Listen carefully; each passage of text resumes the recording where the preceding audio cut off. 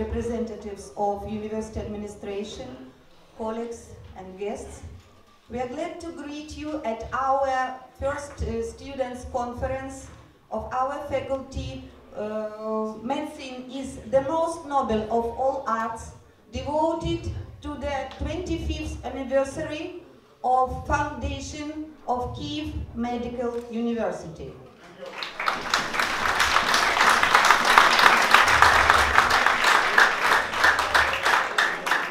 National anthem of Ukraine will sound.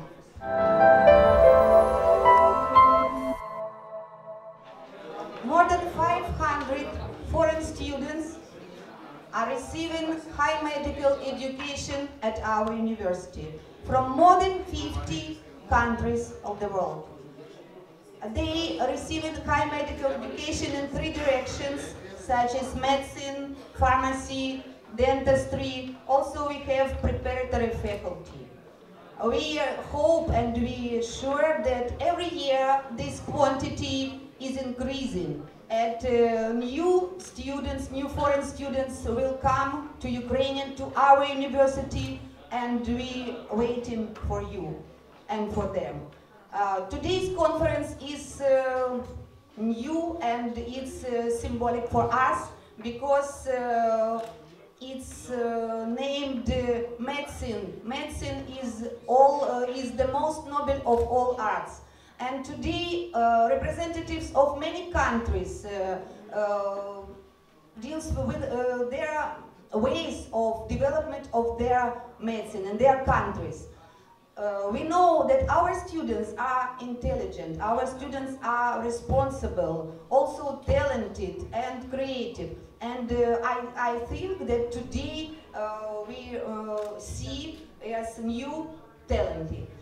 So the right to open our conference will give respected president of our university, Pakanevich Alexander Valeryevich. Wow, there are more and more students are coming to our university, and I'm very glad that you are all here. On behalf of the administration of Kyiv Medical University, I would like to congratulate you with this extremely important and significant day in the life, scientific life of our university. I would like to wish you today have a very fruitful cooperation, and not only today, in your future life within our university.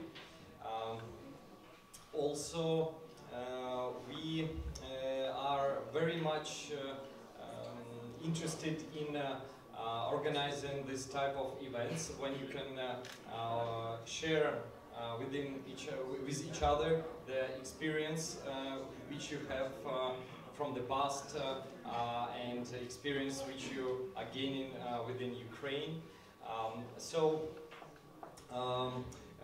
And you must remember that life in our university in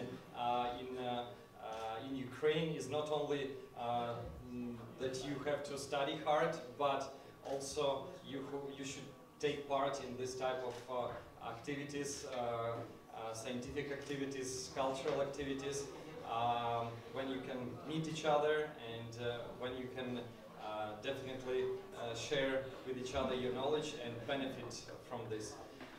So this conference is dedicated to the 25th anniversary since the foundation of our university, of Kyiv Medical University, and you became already the part of a big family. Now we have more than 4,000 graduates already working not only in Ukraine but all over the world.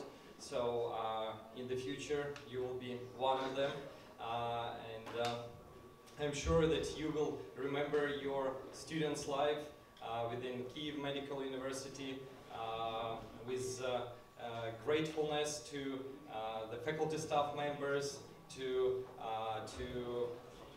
you will have good memories and connections all over the world. As Elena Anatolyevna mentioned, that there are 56 countries now represented within our university. We are wishing you a fruitful day of work, and please remember that medicine is of all the arts the most noble, as Hippocrates said long time ago. So good luck then.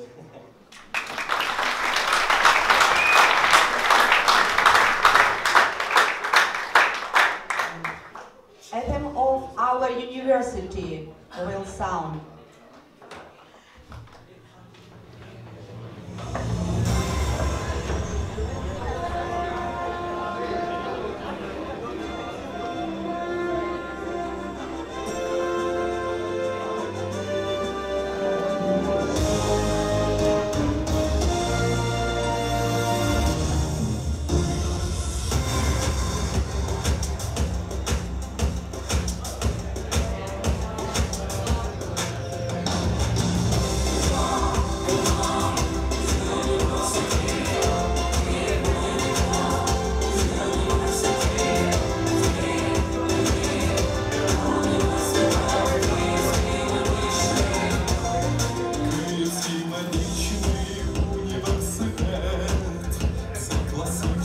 і народна медицина, храм науки, майбутнє наше лед, і на все життя основа і святиня. Слава університету, медицині, слава, ми здоровимо планету і свою державу.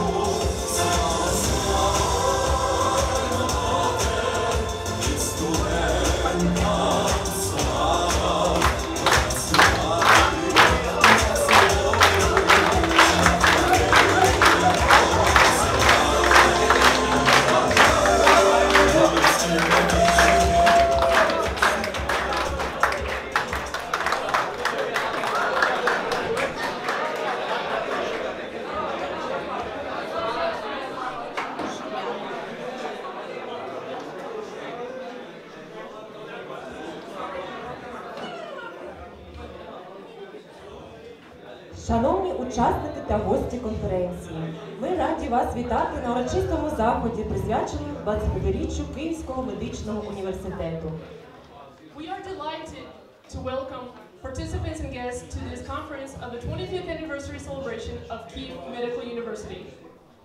Видатний давньогрецький філософ та лікар Гіппократ, який увійшов в історію як батько медицини, колись сказав: «Медицина – найблагородніше з усіх мистецтв». Під цією назвою і відбудеться сьогоднішня конференція. The renowned ancient Greek philosopher and physician Hippocrates, known historically as the father of medicine, once said, "Medicine is the most noble of all arts." Today's conference derives its inspiration from this very motto. Термін «медицина» з латинської мови перекладається дослівно як «мистецтво лікування». The term medicine comes from Latin and means literally the art of curing. Безліч висловів видатних вчених підтверджують ці слова. Many well-known acclaimed scholars affirm this. Немає мистецтва кориснішого за медицину. There is no art more useful. Любов до лікарського мистецтва – це і є любов до людства. The love of art of medicine is the same as love for mankind. Кожен з вас, хто обрав для себе професію лікаря, має самовіддано служити своєму обов'язку, брати на себе відповідальність за найпрекрасніше на світі – життя людини. Each of you who have chosen to follow the profession of medicine must selflessly fulfill duty and accept responsibility to care for the most precious thing in life, human life. Кращий лікар – той, хто знає марність більшості ліків. The best doctor is the one who knows the uselessness of most medicine. Лікар повинен володіти поглядом сокола, руками дівчини, мудрістю змії і серцем лева. A doctor must have eye of a hawk, the hand of a maiden, the wisdom of a serpent, and the heart of a lion. Сьогодні в Київському медичному університеті навчаються понад 500 іноземних студентів з більш ніж 50 країн світу. Найбільша група студентів – представники Індії, Нігерії, Гани, Іраку, Узбекистану, Азербайджану та Таджикистану. Today, over 500 students from more than 50 countries are studying in Kyiv Medical University. The majority of these students come from India, Nigeria, Ghana, Iraq, Uzbekistan, Azerbaijan, and Tajikistan. Наші студенти обрали саме наш університет, щоб отримати кваліфікацію лікаря і повернутися додому гідними спеціалістами. Our students chose namely our university in order to receive medical qualifications and return home as worthy specialists. Історичне коріння стародавньої медицини йде з далекого минулого, і багато великих імен вчених, філософів, лікарів залишає нам кожна епоха. The historical roots of ancient medicine proceed from far distant past, wherein each epoch of history boasts of many great names and scholars and philosophers, physicians. Certainly, each of you may be proud of scholars and physicians that have come from your own nation. І, напевно, кожен з вас може пишатися своїми вченими медиками, які прославили вашу батьківщину. Надаємо слово слухачу підготовчого факультету Мухаммеду Абулганаму, який з гордістю поділиться з нами фактами історії арабської медицини, які так багато імен його співвітчизників. We will now hear from a preparatory student, Muhammad Abulganam, who will proudly share some facts about history of Arabic medicine. Respectful Mr. President, Mr. Rector, ladies and gentlemen, good afternoon. Tonight, I will take you in a journey to the past, a journey you will like, a journey take place in the dark ages. They like to call it like this. I would say it's dark, but it was in two places of the world, west and east. But in between, there was a big shining star rising. It's the Arabic star. In the history of medicine, Arabic scholars preserved, systemized, developed the medicine knowledge. During the post-classical era, Arabic medical knowledge was the most advanced in the world. By integrating the concepts of the ancient Greek, Roman, Persian, as well as the Indian traditions.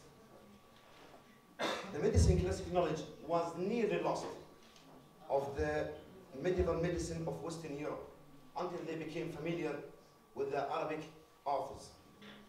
During the Renaissance of the 12th century, medieval Islamic physicians largely retained their authority on medicine. With the age of enlightenment, nearly 600 years after their textbooks were written, it's worth to be read until today. We will start with our first guest, and he will be Muhammad ibn Zakaria Razi, a polymath, a physician, a philosopher, and important figure in the history of medicine. A comprehensive thinker. Razi made fundamental and enduring contributions to various fields, which he recorded in over than 200 manuscripts. According to the Encyclopedia Britannia, 1911, he was among the first to use humoral theory to distinguish one contagious disease from another, and wrote a pioneering book about smallpox and measles, providing clinical characterization of each disease. He also discovered numerous compounds and chemicals, including alcohol and kerosene. He has been described as a doctor of a doctor and the father of pediatrics. Our next guest will be Abul Qasim al-Zahrawi.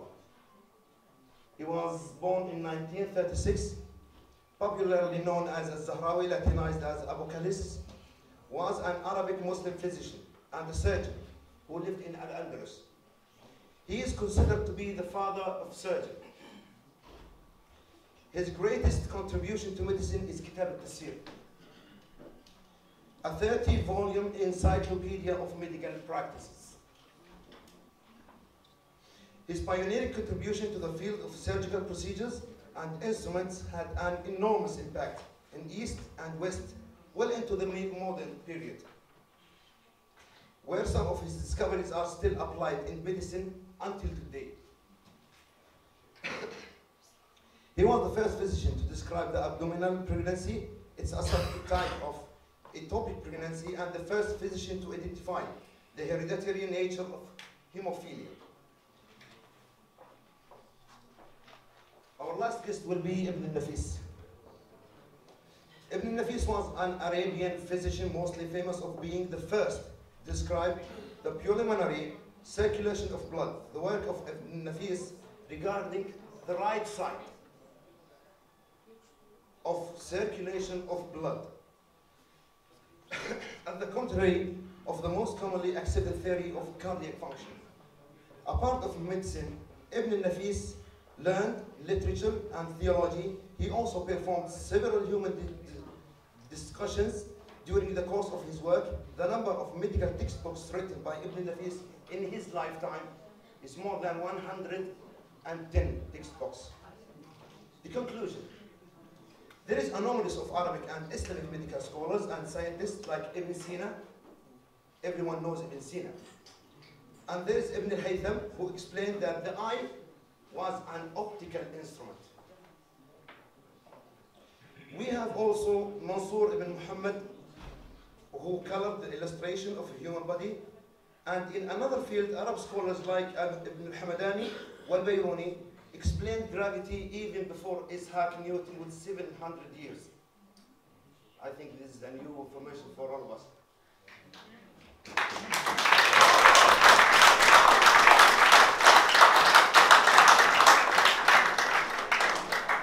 And there's a lot of Arabic physicians, scholars, who give an enormous contribution to the medicine and to the other fields of our life. And believe me, people, this is just the tip of the iceberg. Before I leave this stage, I would like to thank 3 persons: Miss Anna for supporting, Miss Helena for organizing, and Miss Julia for her hard work. Thank you for listening, and have a good day.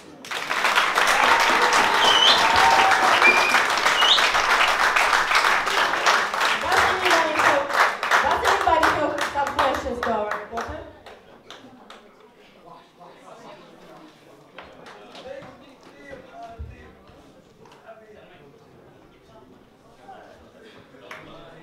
Індія, як відомо, країна контрастів, загадкова та неповторна. Це в повній мірі відноситься й до індійської медицини, в якій переплелися філософія та тисячолітній досвід зцілення. Індійські препарати користуються великим попитом у всьому світі. На лікування в Індію щорічно відправляються тисячі хворих. Тут поєднуються сучасні технології та досвід традиційної медицини. Яка ж вона, сучасна медицина Індії? We know that India is a land of contrast, mystery, and unique events. This is fully applicable to Indian medicine as well, which is interwoven with philosophy and centuries of healing experience. Indian medicines are a worldwide demand, drawing thousands annually to India for treatment. Here, modern technology is united with experience of traditional medicine. What is modern Indian medicine like? Слово надається студентам 1-го і 2-го курсів із Індії: Танмай Кумар Дута, Деві Прасана, Ханім Кіран Майчурі, Рішат Вік. Please welcome Tanmay.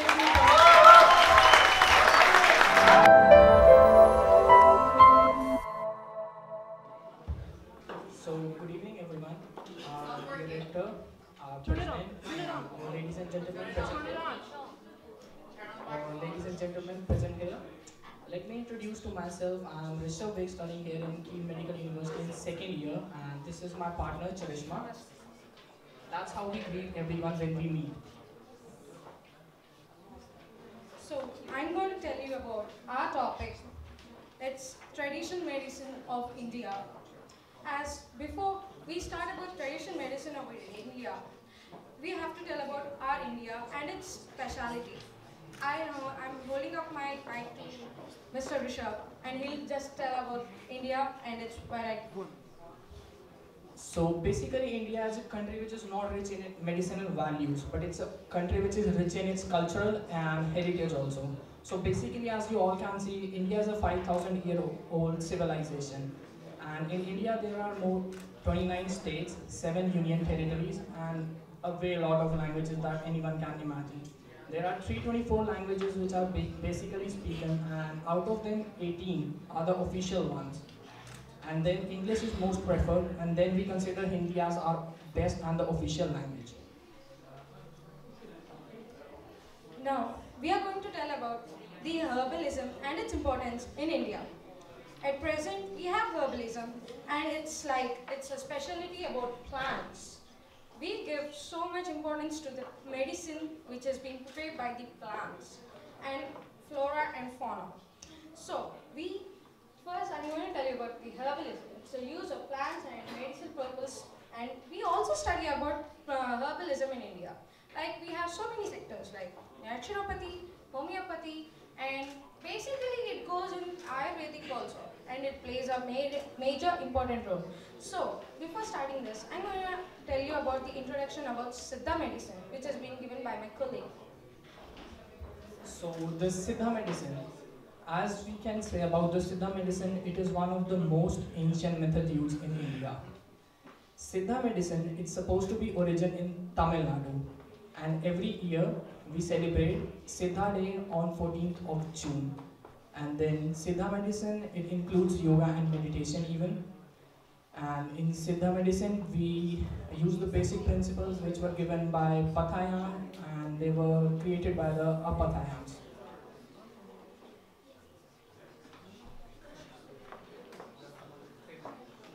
This is all the text which you can study regarding the Siddha medicine. Then we shift on to Ayurveda.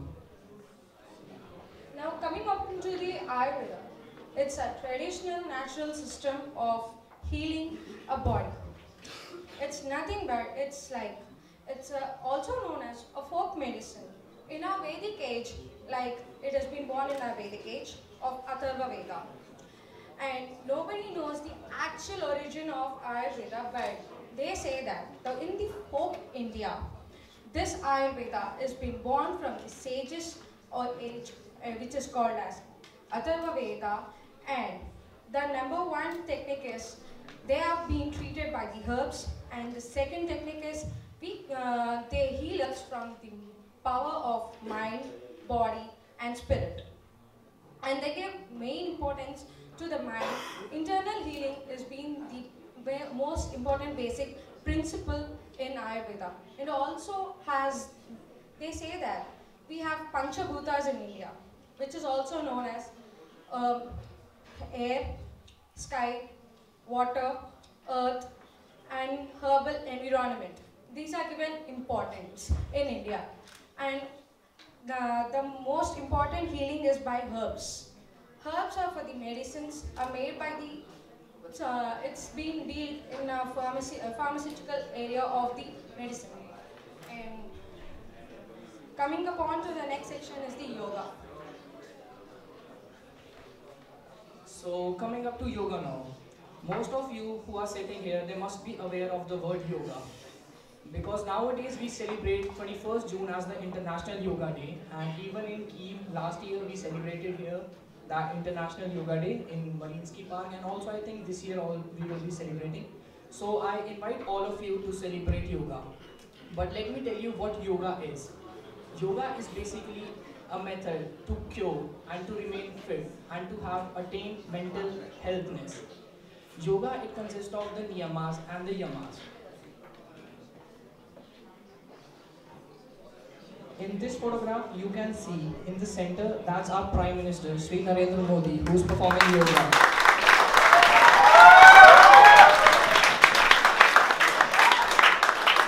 Yeah. Then shifting on to the second method, which is meditation.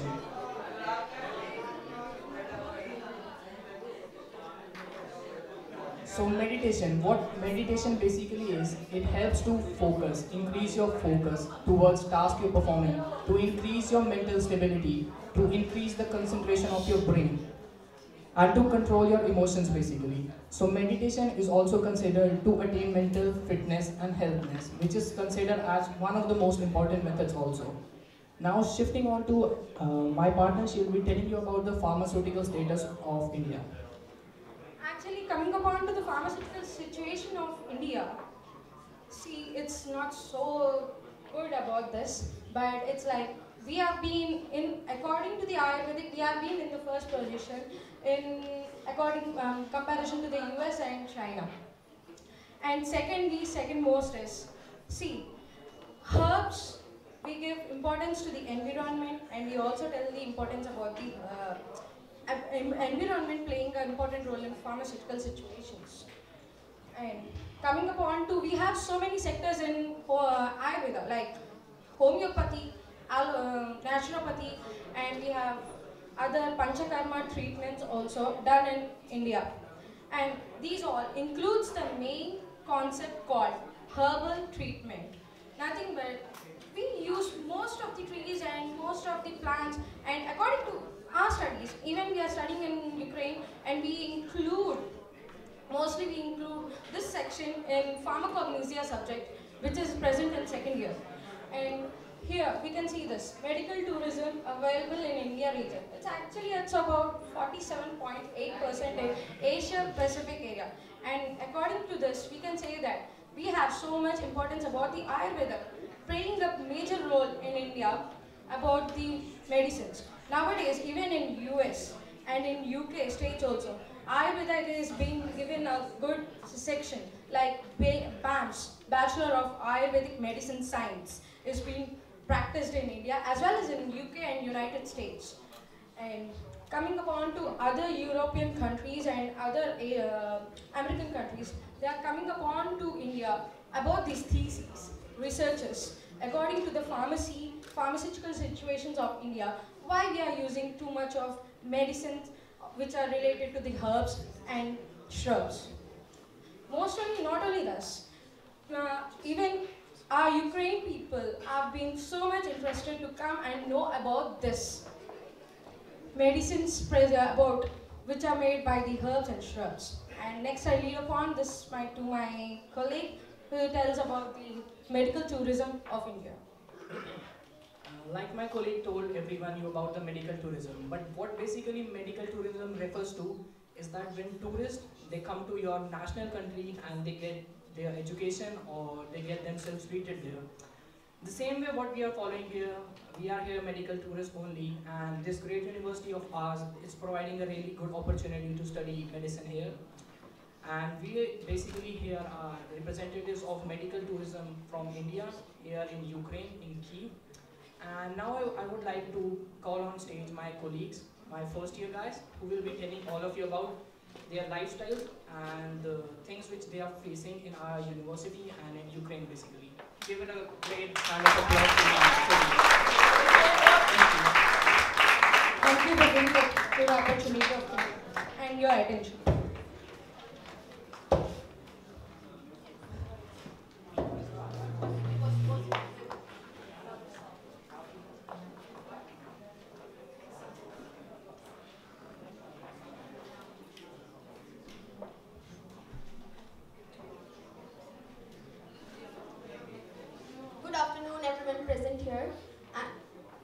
Good day, everyone. He is Tanmay Datta from first year course. And she is Hani Maisriya from the first year course. And today we are going to represent the life of Indian students in Kyiv Medical University. You all will not believe how we stay and how we enjoy living here. Yes, and we just want to share some of our experiences and thoughts with you all. Hey, Hani. Do you know how many Indian students have been in our university? Maybe 90 or 100. Oh, so from the audience, any guess? It's total 219 Indian students in our university. Let's give them a big hand to all Indian students. That's great. It means that we have much Indian students growing in our Now we are going to talk about the future profession of Indian students. Indian students are not only in medical faculty but are also in dentistry, gynecology and pre-medical faculty. Let's come to the point. Do you know why students prefer education in Kyiv Medical University? Yes, because our university provides good and quality education, have highly qualified faculties, good hostel facilities, provide its own library hospital for better understanding of all students. We also celebrate our great cultural festivals like Diwali, the festival of lights, Holi, the festival of colors, and Eid, the festival of brotherhood. And this year, we also celebrated Easter here. It's Diwali and it's the Holi. And we celebrated Easter this year with our Med Bio ma'am, Victoria Ghosh. And Hey Tanmay, do you only enjoy and celebrate here? Don't you study here? no, besides our enjoyment, we also focused on our study. We have important subjects in our first year course like human anatomy, histology, medical biology, medical biophysics, etc. Okay, honey, would you like to speak something more about our university? Yes, our university have also given us many opportunities to take part in programs like 25th anniversary, scientific conferences, dragon boat competition where students participate and experiences joy and happiness.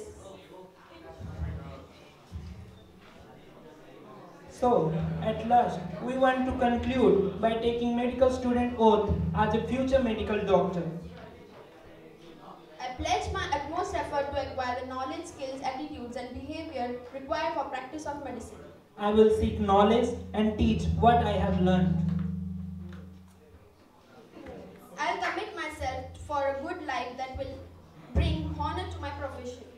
I will not use my knowledge or skills against humanity.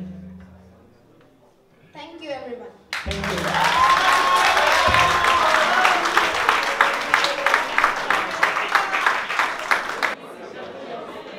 Charishma, I have a question for you. You said us everything about Indian medicine, but you forgot to say us like what are the importance of Indian medicine over the normal medicines? Well, it's like in Indian medicine, we don't have that many side effects which we have it on allopathy. It's like if you use medicines like some medicines like aspirin, etc. and etc. These are being using, and we have side effects too. Like it doesn't target only upon the pain. It also targets upon the other effects. Like you will be having a headache, right? After a headache, you'll be having other side effects like stomach pain, and it mostly works upon our mind stability also. But herbal medicine doesn't do this. But herbal medicines takes long time, right? So Yeah, but it is effective too. So what can be the main reason that other people should opt Indian medicine, ancient Indian medicines? The main concept is, first of all, we need to avoid the side effects. And it's like direct prevention, right? Not about the other. If we are preventing a particular disease, we need to prevent that particular disease only. We don't want others to get rid into our body. Okay. So I wanted to say one thing.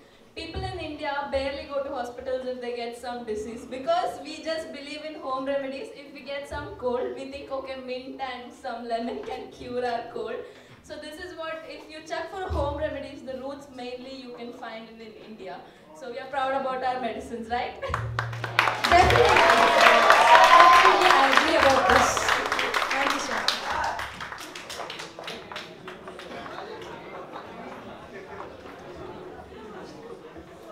А що ми знаємо про медицину в африканських країнах? Через стереотипи про те, що мешканці африканського континенту постійно страждають від різних хвороб і голоду, ми вважаємо, що в Африці медицина знаходиться на дуже низькому рівні. Але наші африканські студенти хочуть розвіяти цей міф, оперуючи фактами, які, напевно, змусять вас змінити свою думку. What do we know about medicine in African countries? Stereotypes suggest that inhabitants inhabitants of the African continent constantly suffer of various diseases and hunger, leading to conclusion that African medicine is much lower level. However, our African students would like to dispel this myth by citing facts that would certainly challenge us to change our thinking.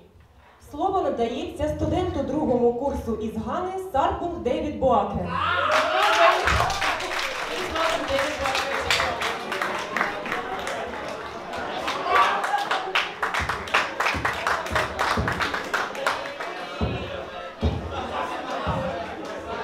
All protocols observed. Fellow students, ladies and gentlemen, good afternoon again. My name is David Boachesapo, and I'm in my second course. And I'm from Ghana, West Africa. It's an honor to speak at this august occasion today. And my topic is to talk about the medical achievements in Africa. What do you think about Africa? What is the first thing that comes into mind at the mention of Africa? It's rather unfortunate there are things out there whenever people hear of Africa, they think it's a country. But no, Africa is not a country. Africa, it's a continent. And to every continent, it's made up of countries. Africa is no exception. Africa is made up of 54 countries, of which more than 18 are represented on our campus. There are other misconceptions about Africa. Whenever I ask my friends, my European friends, what do you think of Africa? They say famine, they say war, they say Ebola, diseases. Yes, no doubt about that, but that's a small aspect of Africa. There is more to Africa. Africa has beautiful landscapes, very beautiful infrastructure. Moreover, it also has a beautiful culture. The people there have very beautiful culture, they are hospitable, and also Africans are smart and intelligent. So before Europeans came to Africa, medicine in Africa was far, far more advanced than in Europe, especially medicine in Nigeria, medicine in South Africa, medicine in Egypt were far, far more advanced than in Europe. They have started using plants containing salicylic acid to treat pain. As now we are using aspirin. Then they have started using plants containing salicylic acid. They have started also using plants containing kaolin to treat diarrhea. They had plants that were able to kill the gram-positive bacteria, of which in the 20th century was confirmed to be true. It's all from Africa. So this, because of how our forefathers used to treat diseases, it gave us our own understanding of traditional and non-traditional medicine, which is directly opposite to that of Ukraine. In Africa, when you say traditional medicine, it's treatment of diseases with plants, herbs, and trees. But in Ukraine, when you say traditional medicine, it's treatment with pills and tablets and all that. But in Africa, it's directly opposite. There were other medical procedures that were performed in Africa before they were performed in Europe. Vaccinations were performed in Africa before they were performed in Europe. Autopsies were performed in Africa before they were performed in Europe. Even brain surgeries were performed in Africa before they were performed in Europe. And so on. There is this town in Mali known as Genet. Genet is a town where mosquito was first recognized to be the main cause of malaria. It's from Africa. So you could see Africa has contributed a lot to our medical field. Even in East Africa, during the 19th century, they have started performing cesarean sessions with banana wine. Quite interesting. Banana wine as an anesthesia, all from Africa. There are many contributions by Africans, and which I selected a few. One is Sir Christian Nidlin Barnard, a South African, and he was the first person to perform the human-to-human heart surgery. He's an African. Other Africans also received Nobel Prizes for their works. An example is Sir Max Taylor. Sir Max Taylor, also an African, was the first person to develop the vaccine for yellow fever, also an African. Sir Alan MacLeod, Comrade, also a South African, and he and his colleagues developed the first CT scanner. He's also from Africa. Sir Ahmed Hassan Zawel, he's also known as femtochemistry, where femtochemistry is a branch of chemistry which studies the chemical reactions in a femtosecond, where femtosecond is 10 raised to the power minus 15. He's also an African. So you can see Africa has contributed a lot. And as the saying goes, Africa always brings something new. Just as we are the new generation coming into this medical field, let us try to bring something new. Thank you and enjoy the rest of the day.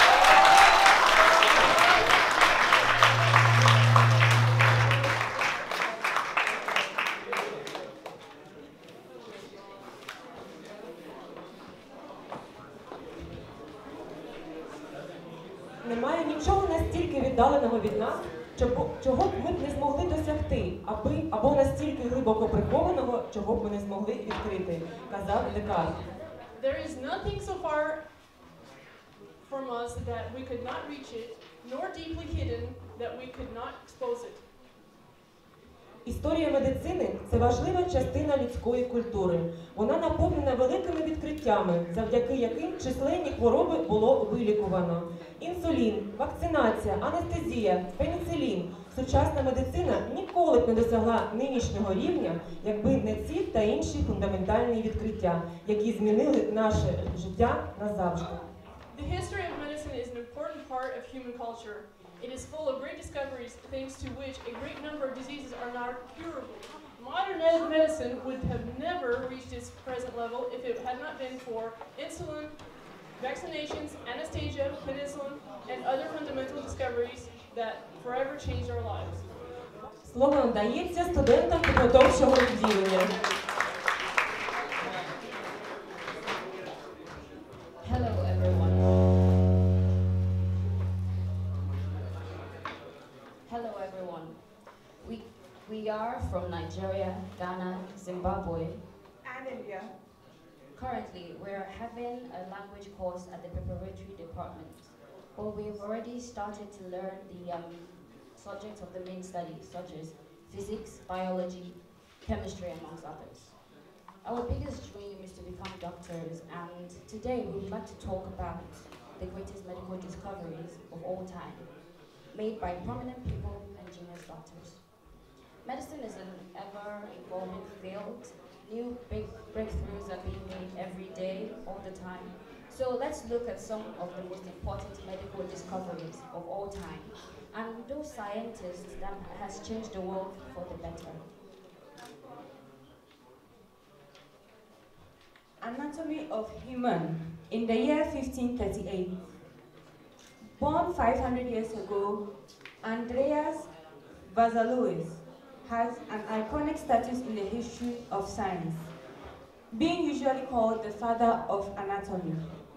He wrote and illustrated himself the revolutionary book of anatomy, De Humani Corporis Fabrica, basing his observations on dissections made by himself that were quite unprecedented those times, mainly because the church was against the dissection of human bodies. Vesalius called students to explore the inner workings of the human body for themselves.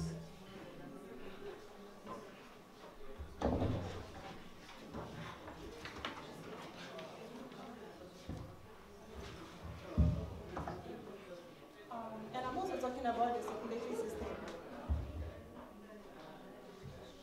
Circulatory system was discovered by William Haber in the year 1628. William Haber was an English physician who was the first to describe accurately how blood was pumped through the body by the heart. Haber showed for the first time that arteries and veins circulate blood through the whole body. This led to a far better understanding of the human body and to many treatments and techniques we now take for granted. He, as a Vesalius, calls students not to rely on books, but to get their own practical knowledge. anesthesia?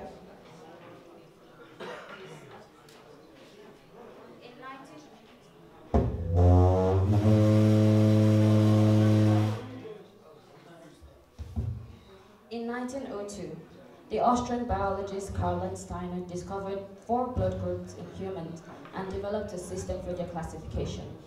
His work made it possible for us to determine blood groups, and this paved the way for blood transfusions to be carried out safely.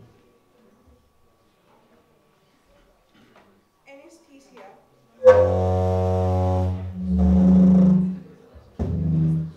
In the year 1842 and 1846, it was mainly carried out.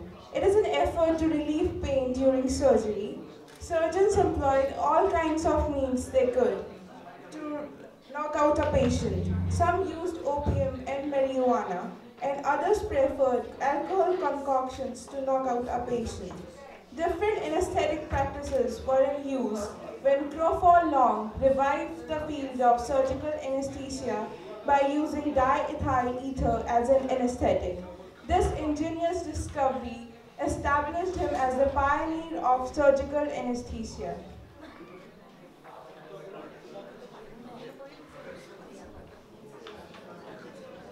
X-ray, 1895. Before X-ray, repairing broken bones and identifying the cause of many other problems would have been hugely more difficult and has played a role in coloring our understanding of the human body even further. When Konrad Röntgen, a German physicist, first discovered the technique in 1895, he used it to create an image of his wife's hand.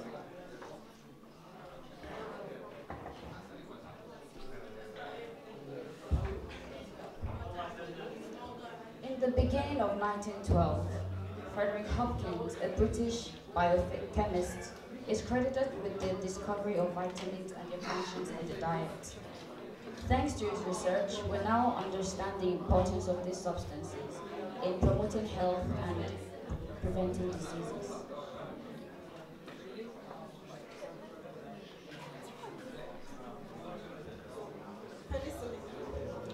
Penicillin was discovered by Alexander Fleming in the year 1928. Penicillin is responsible for the development of all antibiotics we use today to combat bacteria. Before that, if you got a cat and it became infected, you would have had to choose between death or amputation.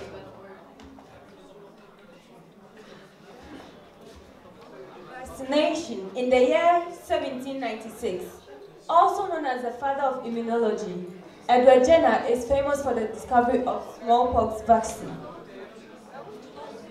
However, it is only thanks to his vaccinations that we have managed to stop the spread of many epidemics and even completely eradicate some of the world's most deadly diseases.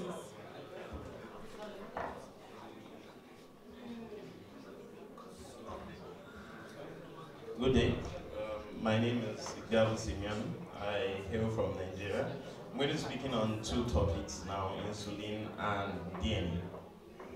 Before the discovery of the hormone insulin in 1920 by Frederick Banting, a Canadian medical scientist, diabetes was a condition that could lead to a slow death. Although insulin does not cure the disease diabetes, it is one of the biggest discoveries in the history of medicine.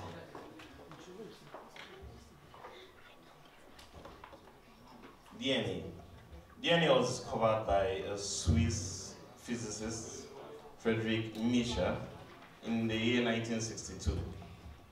This has actually given us a better understanding on a range of diseases and illnesses, but it's going to lead us to more discovery, many more discoveries.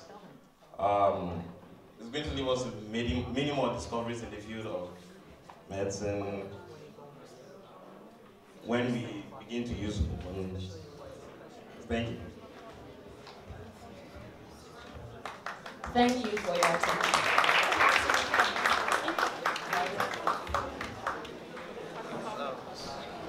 Канада вважається однією з найкращих найкращих країн у світі за рівнем життя, соціального забезпечення, якості освіти, рівнем безпеки, чистоти навколишнього середовища, а також якісним медичним обслуговуванням. Canada is considered to be one of the better countries of the world for its living standards, social welfare, quality of education, safety levels, and environmental cleanness, as well as quality of its medical services.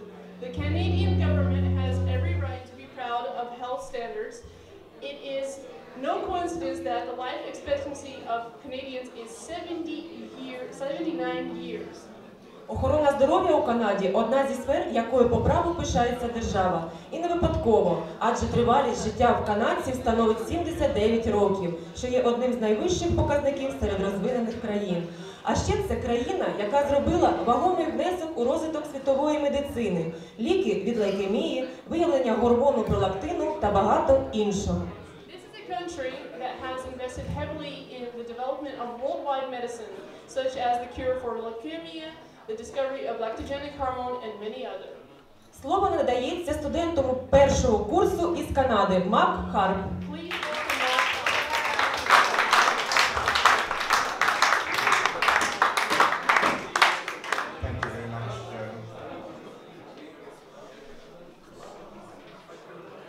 Mr. President, members of the administrations, Madam Deans, Mr. Deans, my professor, teachers, fellow students.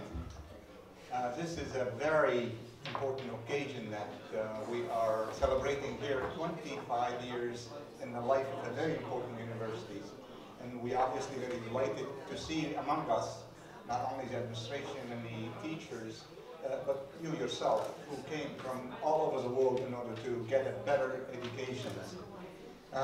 Today I'm going to spend just very few minutes to talk a little bit about Canadian contribution to medicine. I have selected just only a few slides, because as you know, in the life of a nation, there are many discoveries, and we can't go over all of those in a very short little period. But I wanted to select about 15 or 20 of them and briefly go over them with you. The discovery of blood thinner. That's something we already know about. The discovery of insulin, which was clearly stated a little earlier. Vitamin D, which used in milk. The pablum, the cereal pablum, 1930. The first vaccination that was used for tetanus. If any one of you ever fell on a nail, you know how dangerous that could be. And the first thing you will get when you see a doctor, he'd ask you if you had a tetanus shot or not. The cancer bomb. This is used actually in order to go specifically after the bad cell, because we use chemotherapy and as well as we use radiation in cancer treatment. Of course, we have here the calcitonin. This is the calcium is very important for development of bone. So we have developed a mechanism in order to check on the balance of calcium in your system. Of course, it's the discovery of a tumor antigen. And this discovery have led to a standard test that's been used all over the world. Every time you go and you want to check if you have a tumor or not. This one here is the discovery of the CAB. The children normally, if you have a grandpa or grandma, they are at home, they will have medicine in the medicine cabinet. So a Canadian came up with the idea to come up with a cap so children cannot open the cap. As a result, they would not be poisoned. This is used worldwide now. Of course, vitamin D. Probably some of you have heard about ricket. Ricket is a deficiency in the bone, a long bone. And if you don't have enough vitamin in your system, so basically what you end up having a deformity. Mainly it's in children. So as a result of that, we have focused on ensuring that we have vitamin D being put into milk. So all Canadian product that is milk-based, it will have vitamin D's in it. Of course, infertilities. We all know about the problem that facing many countries in the world. It was a Canadian who came up with an idea in order to identify a part of a process in the hormone, pituitary hormone, and came up with a therapy. That led to about 20 different patents of molecules around for Canada that are being used now or in the process of being used to come up with treatment. Of course, we have heard of the virus, CMV it's called. This particular virus is absolutely deadly, and it affects people, mainly people who are doing a sort of a organ transplant or have HIV or cancer. Their immune system is weak. As a result of that, this particular medicine would help. This is a Canadian invention in order to fight this particular virus. Of course, the discovery of the T-cell receptors. This is also, this particular discovery is called the holy grail of all discoveries when it comes to the immune system. And then the next one. Okay, this is also another discovery of a protein that it used basically to kill cancer cells specifically. As we know, cancer cells is one of the very few cells, professor of biology with us here will tell you, these are very bad cells because they just keep on going. They just don't know when to stop. So as a result, this particular medicine will focus specifically on the cancer cell, trying to kill it. Of course, HIV. We have developed a 3TC for HIV fighting and as well as Hep B. This particular disease is an eye disease, and mostly in children. It's a cancer type of a disease. Canadians have developed a mechanism in order to treat it. It's a combo type of a chemotherapy. Normally, you do a modification, a cocktail of treatment, rather than do one specific type, use a multitude of types, and we're able to deal with this, basically. Next one is, oh, of course, who would have ever thought we would worry about mice, trying to deal with the issue of Alzheimer's in mice. What you probably don't know is that 95% of our genes are shared with mice. So we have a lot in common with mice than we would know. Just like we have in common with cabbage, 50% of our genes have the same type of genes as cabbage do, or 50% bananas. So as a result, now we are in the process of developing a vaccine in order to deal with the elimination or reduction of Alzheimer's. In mice, it has been successful. Now we are in trials trying to deal with the human. This one here is the very first infant meningitis vaccine. It's called the NACE vaccine. And it has been successful. Now they're using it as a vaccine for children as young as 2 months old. The next one, okay, this one here is believe it or not, is a scientist from Kenya who discovered that, you know, if you are a soccer player and you have socks and then you play around most of like the afternoon and you go home, your socks basically pretty stinky. They don't smell good, rotten smell. So as a result, this particular scientist discovered that mosquitoes run away from this smell.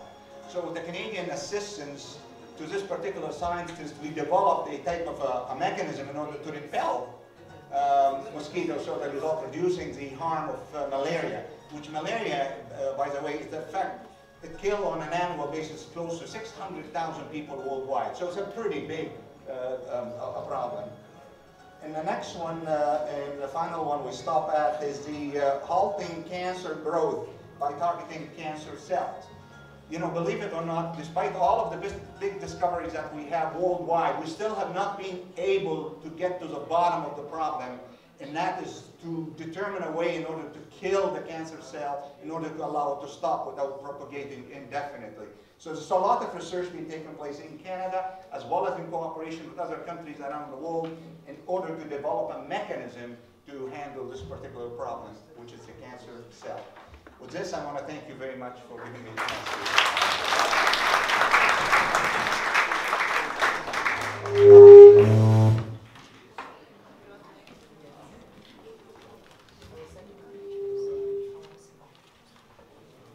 В нашому університеті навчаються студенти із Ізраїлю, країни з багатою історією, яка налічує тисячоліття. Різноманітний ландшафт та клімат роблять країну привабливою для туризму. We have students in our university from Israel, a country with a rich centuries of old history, varied terrain, and a climate that attracts tourists. Але елітні лікарські препарати, сучасні технології, лікарі, фахівці зі світовими іменами і новітнє медичне обладнання – це теж Ізраїль, відомий одним з найвищих рівнів медичного обслуговування в світі.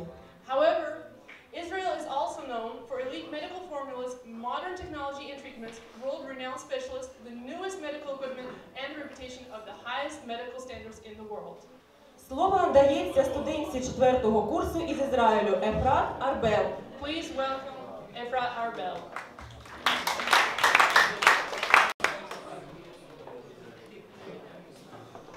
Hello everybody, honorable member of staff, hello to you all.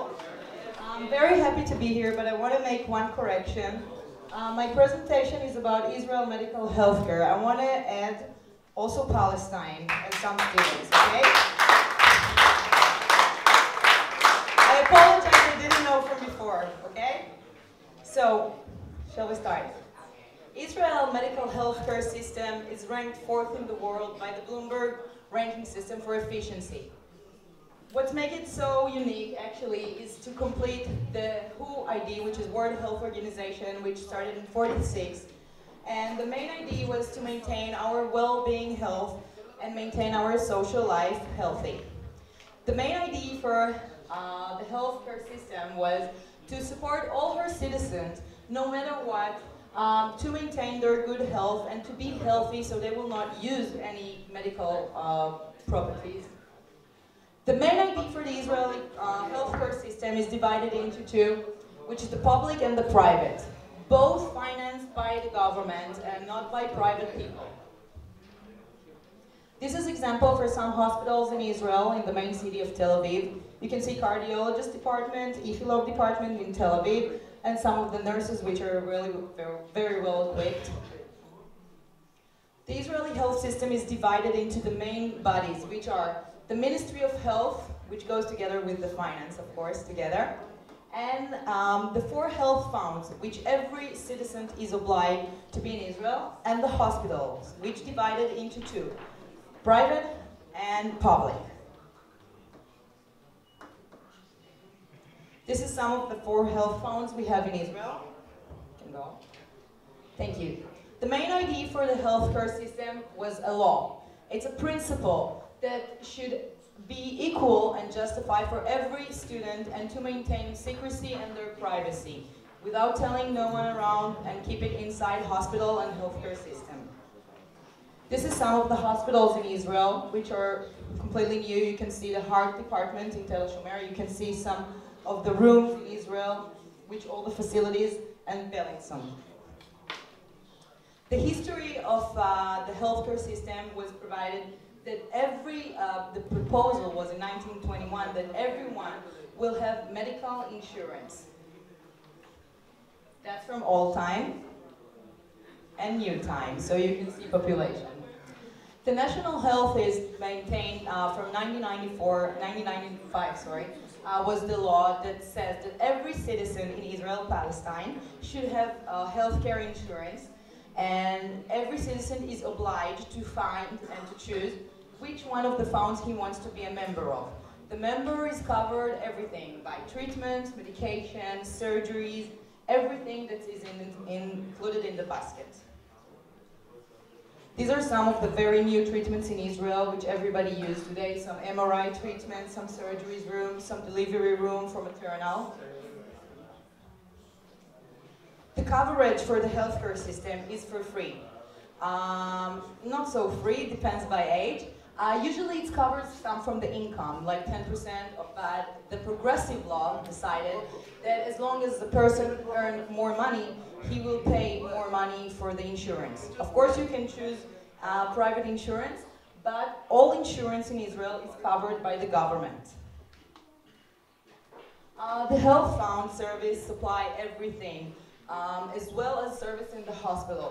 It covers some kind of basket for every care. If you need some dental care, maternity care, hospitalization, surgeries, premium care, It's been provided even if you travel, you can have travel insurance care. They cover everything without extra payments. Everything is for free. And you have to maintain your funds every year by, you can see some example for some cares. And you can be by supplementary service and by public service. You can choose which one you want. You can as well choose private medicine, which the funds will fund all the finance for them, especially surgeries, treatments, oncology treatments, and everything that costs money. MRI, CT, everything.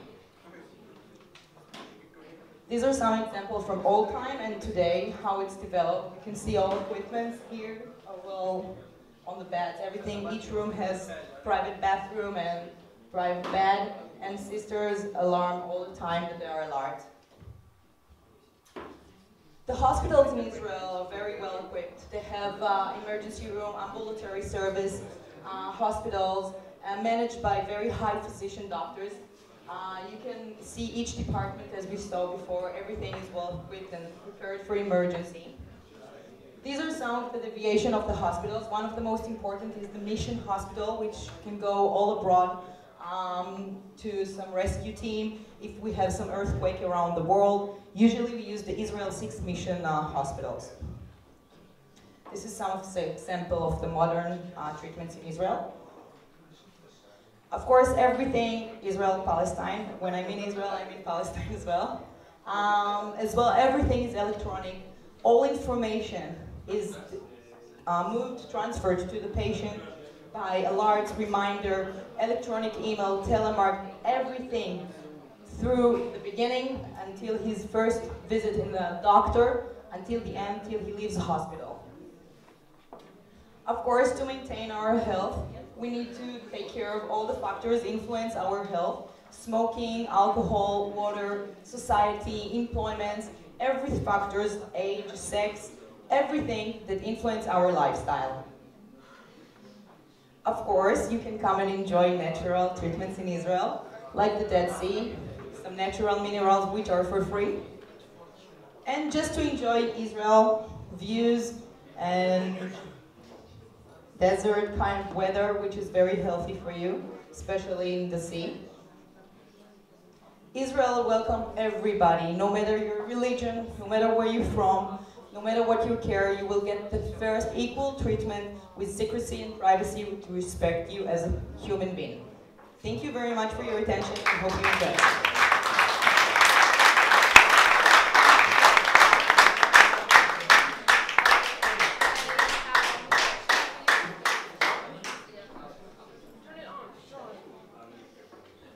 Okay, I have one question for you regarding the medical insurance.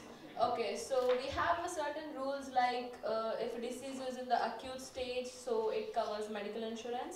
If a disease is in the chronic stage, it doesn't come under the medical insurance. Is it something like in Israel or is it different? That's a very good question, Swapna. Thank you very much. Actually, it covers most treatments. I don't know if the citizens will be so satisfied. Also for chronic, they maintain their health all the time by electronic devices and by monitoring the patients all the time, calling them for exams for doctors and checking them all the time. So I hope, even though it's a commentary, I hope they're satisfied. Thank you for your question.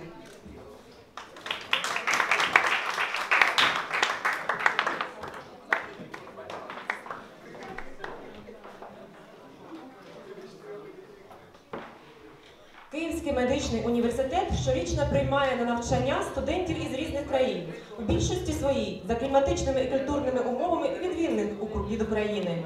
Доводиться пристосовуватися до нових умов життя. Що таке фізіологічна адаптація? Наші студенти, навчаючись лише на другому курсі університету, вирішили підійти до розгляду даної проблеми з научної точки зору у наступній доповіді. Students from various countries, the majority of whose climatic and cultural conditions differ from those of Ukraine. They must adapt to new living conditions. What is physiological adaptation? Our second-year students have decided to approach this problem from a scientific point of view in this next report. Please welcome Isaac. Слово надається студенту другому курсу Адреса.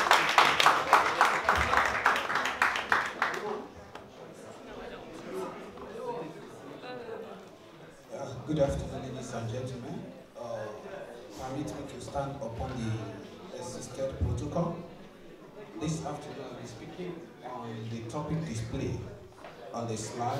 That is the physiological aspect of foreign students' adaptation in Ukraine.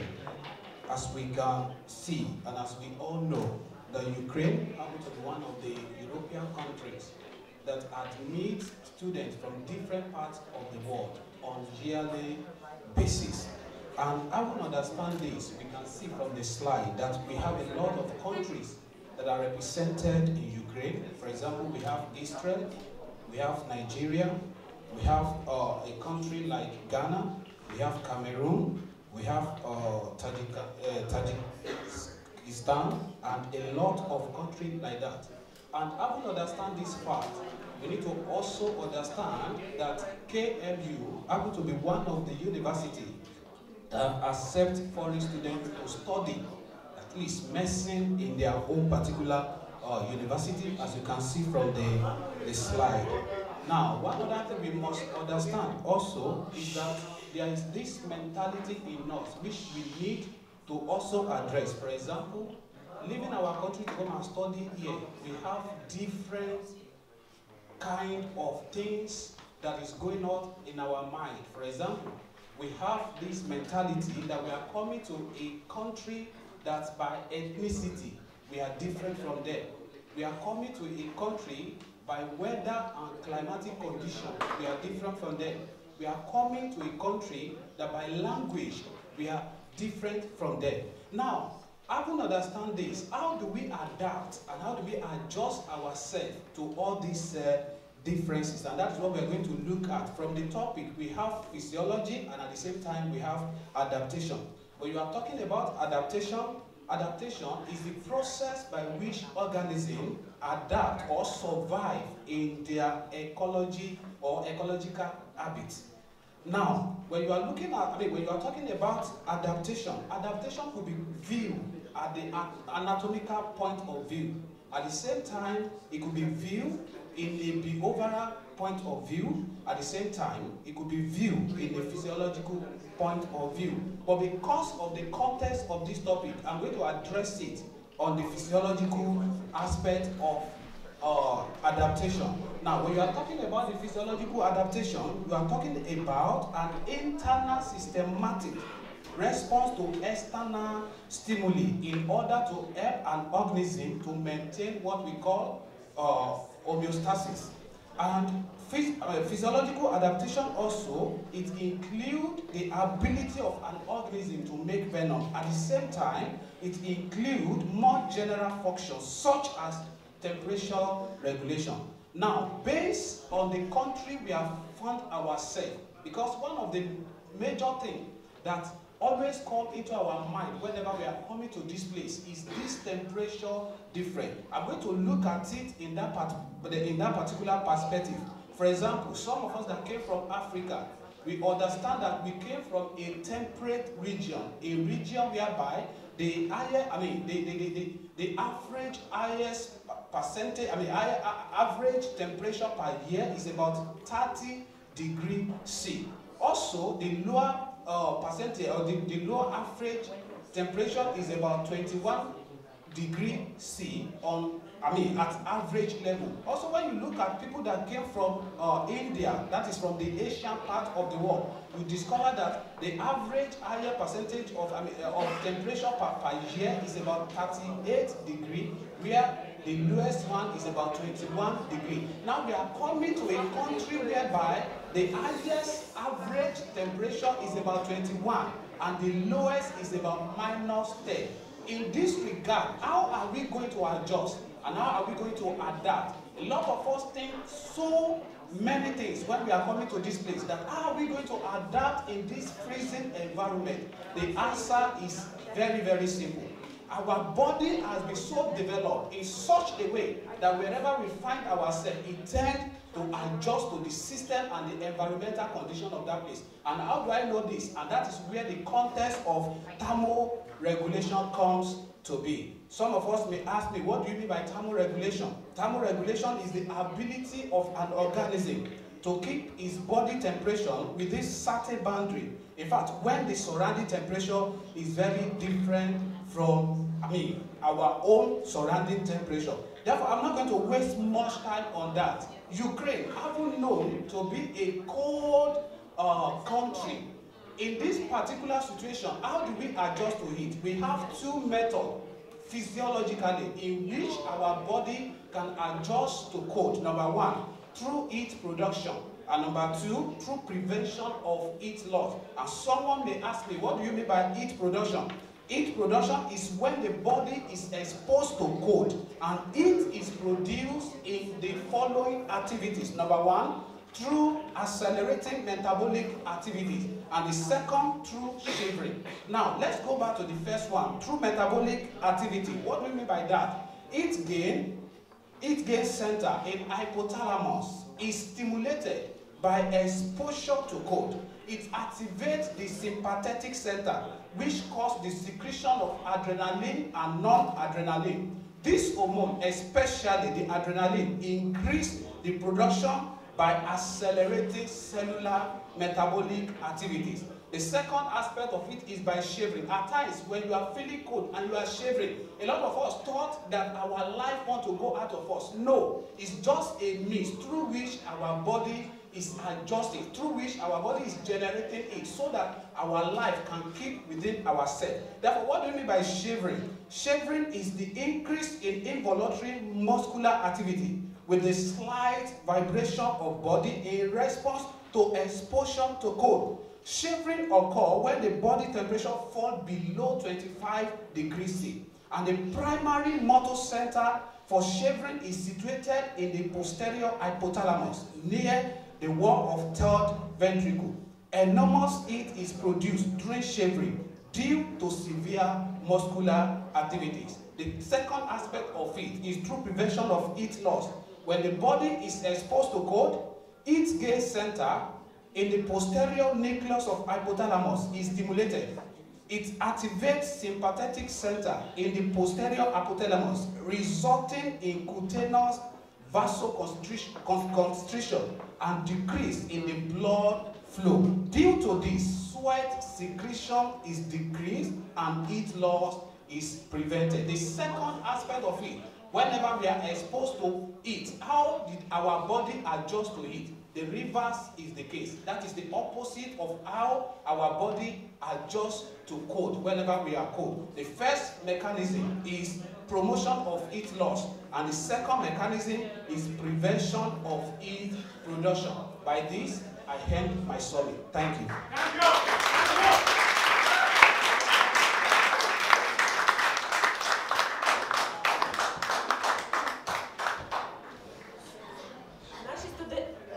Наші студенти старших курсів проходять навчання на клінічних кафедрах університету. Вони вже мають досвід наукової роботи та можуть проводити наукові дослідження, виступати з доповіддю на наукових конференціях. Зараз іноземні студенти 4-го курсу проходять підготовку на кафедрі неврології та проявили глибокий інтерес в дослідженні такого синдрому, як головний біль. Our upper-class students are studying in clinical departments of the university, wherein they are able to experience scientific work and might conduct scientific research, reporting at scientific conferences. Now, fourth-year foreign students are undergoing preparation in the Department of Neurology and have shown deep interest in investigating the syndrome of headache. Слово надається студентці 4-го курсу із Індії Свапна. Please welcome Swapna.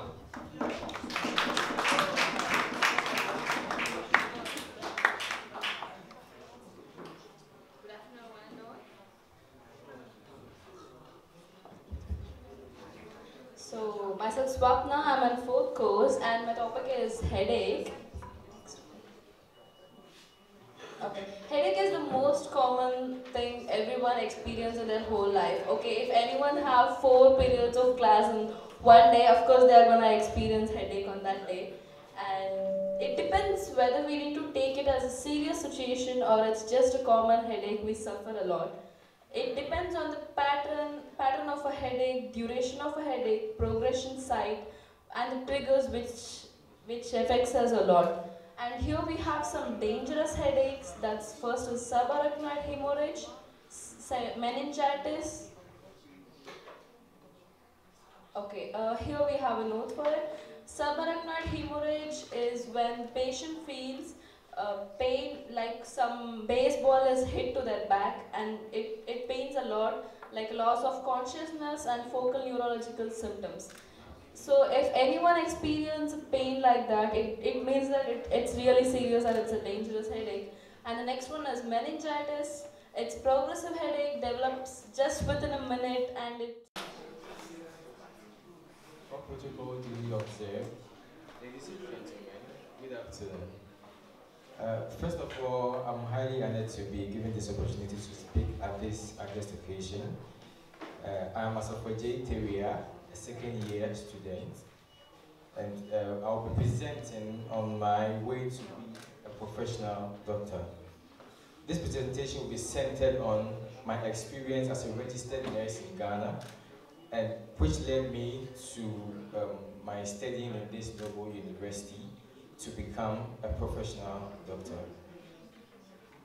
My country of origin is Ghana. Yeah. Holding a career in the health sector has always been the dream of most children. And if out of 10 children, if you selected 10 children out of the lot, 5 of them would say that they would want to hold a career in the health sector, that is to either be a doctor or a nurse.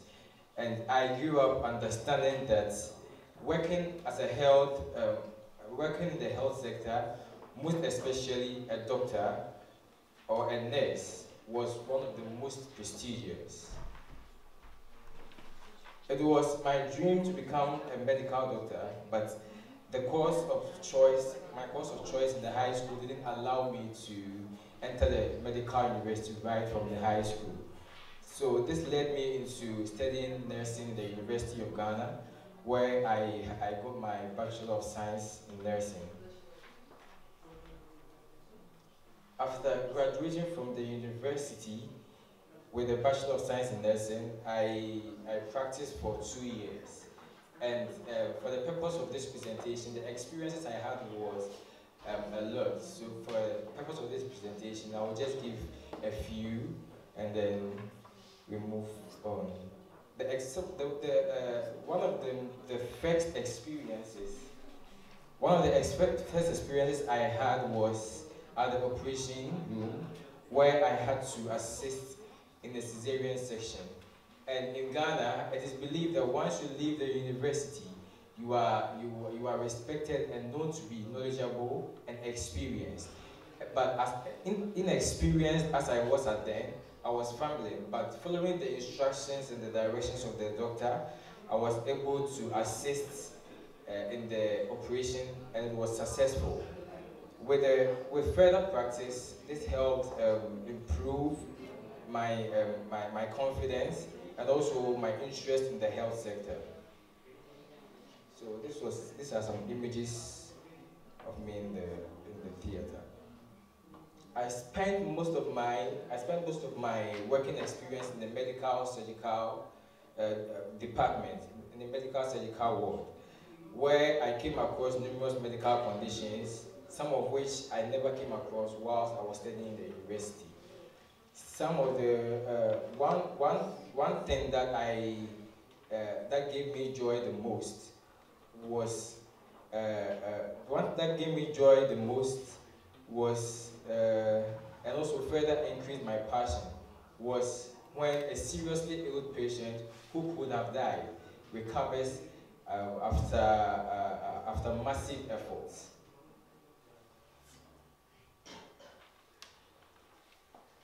So why study medicine?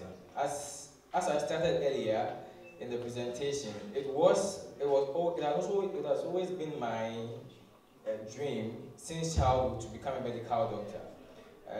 Though I couldn't enter directly through from the senior high school, while practicing, I realized that the doctor was the head of the team, and most especially the nurses, or a nurse was seen, or nursing was seen as a feminine profession. So this again built my interest and passion to further study to become a medical doctor. Thank you very much.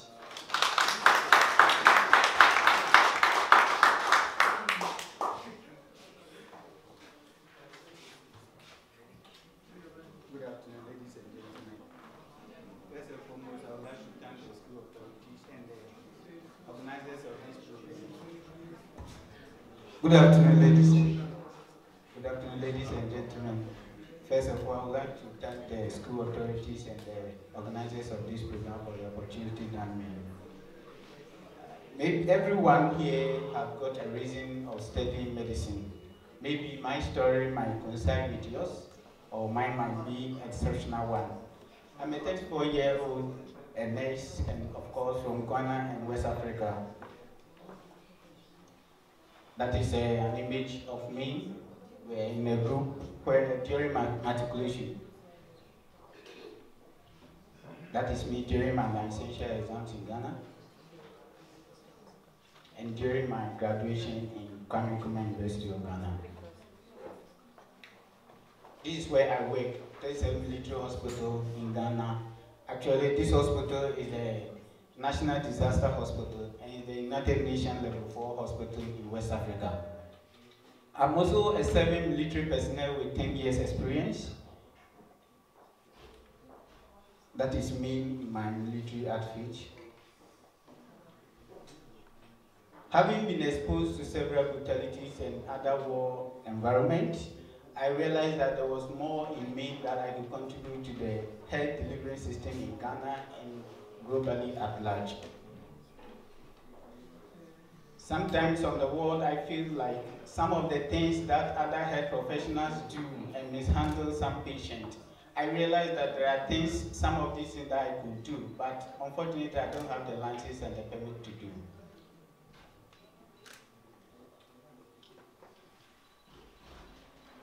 In terms of disaster and other, several other situations, there are medical doctors that are needed to be able to survey the situation. But unfortunately, my colleague doctors on the other side sometimes refuses to go and save the people because of fear of death. But as a soldier, I'm mandated to go anywhere to save the lives of the dying people. Hence, my journey to become a medical doctor. Thank you very much for your time.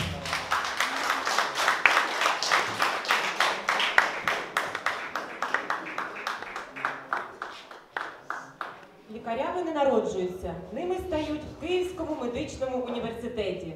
Під керівництвом досвідчених та кваліфікованих викладачів лікарів нашого університету студенти отримують теоретичні знання та вдосконалюють їх на практиці. Вони мають пройти нелегкий, тернистий шлях, прямуючи до своєї високої мети – стати гідними майстрами медичної науки.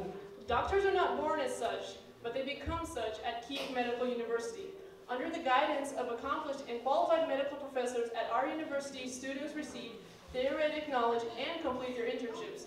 They must trod a difficult, thorny path striving to achieve their ambitions to become worthy masters of medical science.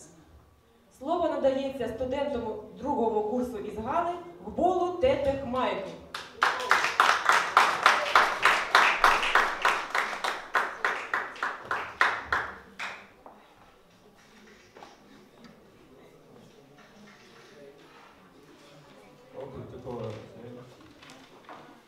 Good day. Okay, I'm Michael Tetekbolu, and I'm here to present on our first clinical experience. Okay, I'm going to tell you a story about my first clinical experience in Ghana before I continue. In Ghana, after teaching us being a puncher for a long time in medical laboratory science, we made our way into the clinic, and in Kolebu Polyclinic, we were thrown a challenge. We were nervous at first, but our teacher, who was with us, gave us the syringe to take samples, and I was the person who was called to take the sample. And with a big voice and without calming me down, I just took the syringe and I worked the patient, and the patient was also a diabetic patient, meaning the patient was obese. And I was, with shaking hands and sweating face, I punctured the patient 3 times and missed the vein. So, with this experience, by the help of teacher Dennis, I was able to calm down my nerves, and I'm going to take you through whatever we did this particular time. We like the way of teaching, especially general orientation, and this is the heart attack department.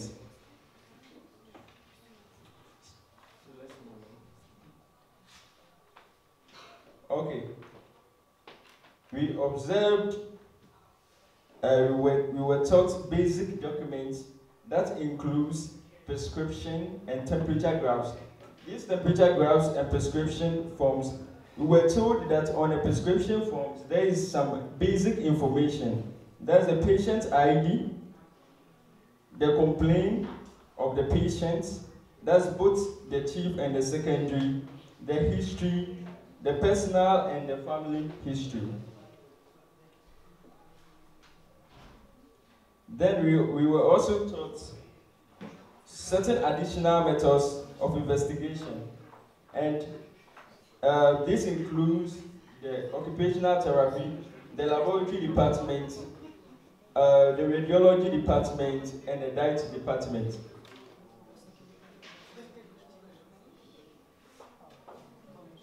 This is the procedure room, and in this room we were taught that every procedure, which includes injection, includes dressing of wounds, catheter insection, is being done here. This is the part that really made me nervous when I reached this particular part. By the aid of our 4th-year students and our teacher, I was able to learn this successfully. And this is the use of, we use that of certain modules to learn CPR, which is cardiopulmonary resuscitation. Okay, this is how friendship is like in Kyiv Medical. We all socialize with each other. First of all, we are grateful as students to the head of department, to Professor Valery Vladimirovich for a great organization. We are introduced to new techniques and study materials. I'm grateful to all teachers for their assistance in our practical work, especially to our teacher, Dennis. Thank you very much.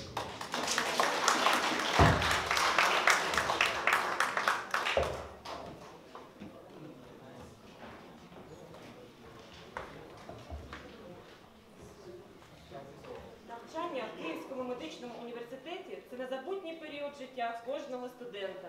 А можливість познайомитися з Києвом і історією медицини міста, її видатними представниками, які жили і творили тут, це безумовно велика перевага для майбутніх випускників лікарів. Studying at Kyiv Medical University is an unforgettable time for the life of each student. While the opportunity to become acquainted with Kyiv and the history of a medical city whose famous representatives lived and worked here and are unspeakably great advantage to future graduate doctors. Ось і підійшла до кінця наша зустріч. Були освячені найактуальніші теми медичної науки. Ми познайомилися з видатними лікарями та їх великими відкриттями, обмінялися цінними знаннями і пообіцяли вдосконалюватися в мистецтві лікування. We are coming to the close of our meeting, which has been dedicated to relevant subjects of medical science. We became acquainted with well-known physicians and their great discoveries, exchanged valuable knowledge, and promised to become accomplished in the art of curing. А зараз ми з задоволенням запросимо на сцену наших майбутніх лікарів, талановитих студентів Київського медичного університету, які не тільки бажають стати висококваліфікованими фахівцями, а й всебічно розвиненими і цікавими особистостями. Про таких людей колись мудро зазначив геніальний письменник Марк Твен. Талановита людина, талановита в усьому. Now we are pleased to invite to the platform our future doctors, students of Kyiv Medical University, who not only desire to become highly qualified specialists, but also wholesome developed to interesting people. The remarkable Mark Twain once commented, saying, "Talented people are talented in everything." Музичний дует Адогу Проспер та Олексій Сокор. Просимо, будь ласка.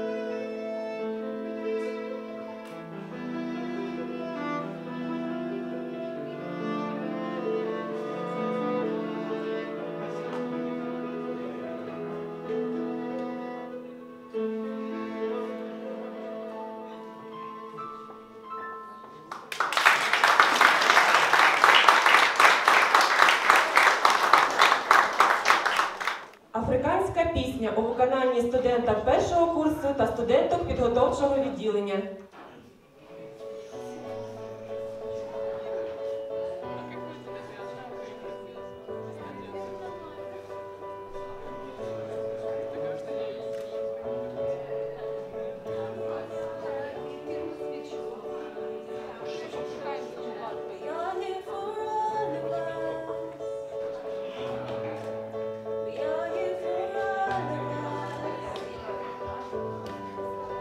Why we are here.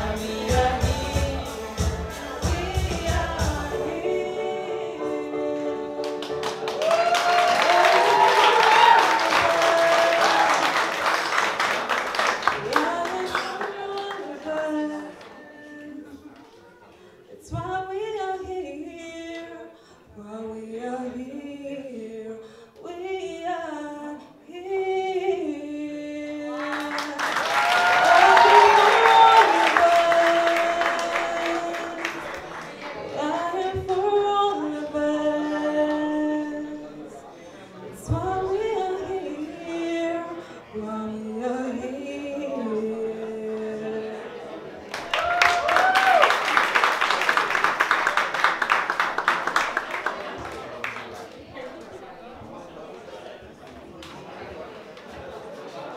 увазі танець від індійських студентів.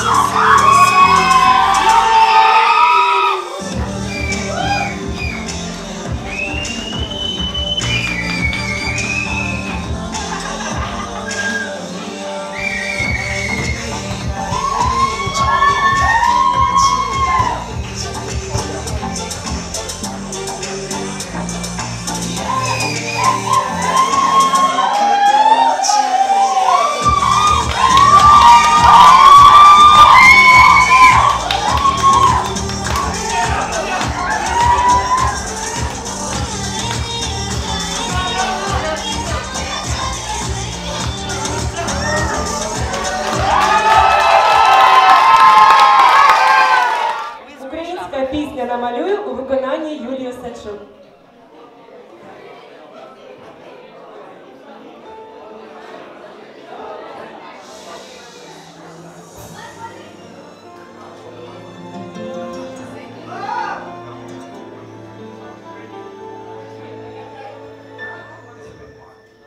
Усім серцем я б хотіла, щоб всі були щасливі, та чому в світі все не так?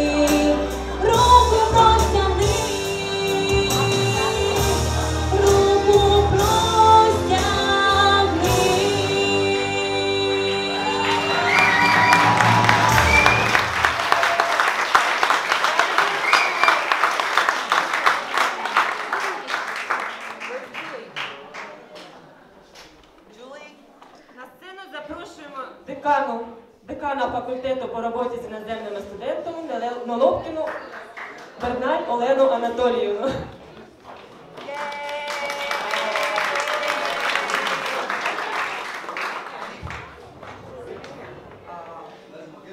Thank you everybody who participate in our conference. Thank you our dear students, so talented. So thank you our teachers who all time with our student support them. Thanks our staff of our faculty, so our dean office faculty, our preparatory faculty who organized this conference. Thank you for our administrative who also prepare and taking part in this conference.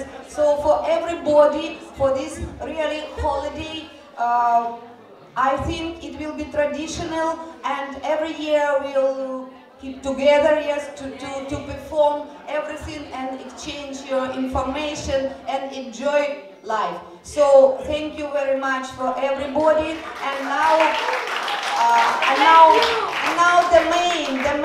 the high moment is awarding. Yes, awarding. So I ask our respected rector, Boris Borisovich, on the stage to say some words and to award our participants. Thank you very much. Dear students, I would like to say that I have so many impressions.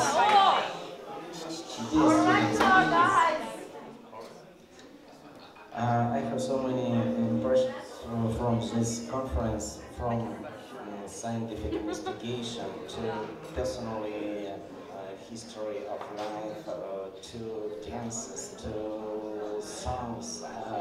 I don't know how it's unite, but I know that this conference unite together all students of our university, unite together different cultures, different countries, and different points of view on treatment.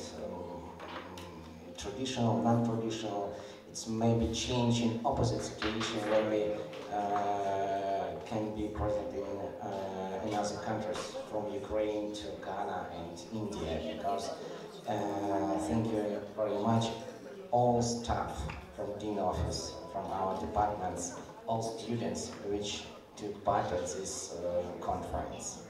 And now, what about awards? Elena Anatolievna, what about awards? What I should do for this? I don't know. Yes. Okay. Yes. Now it's award time, and we will be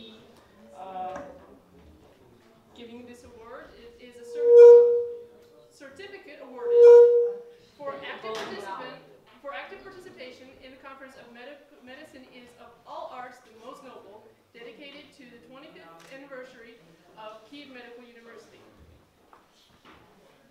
Арбел Ефрат.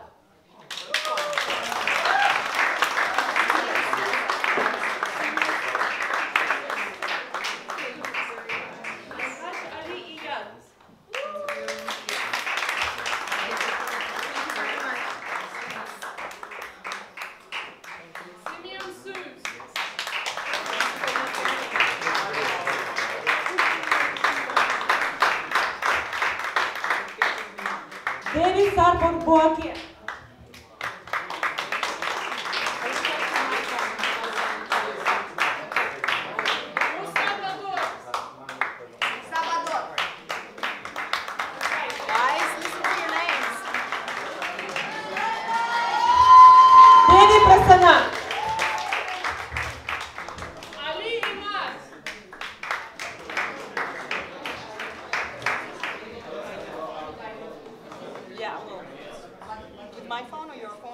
From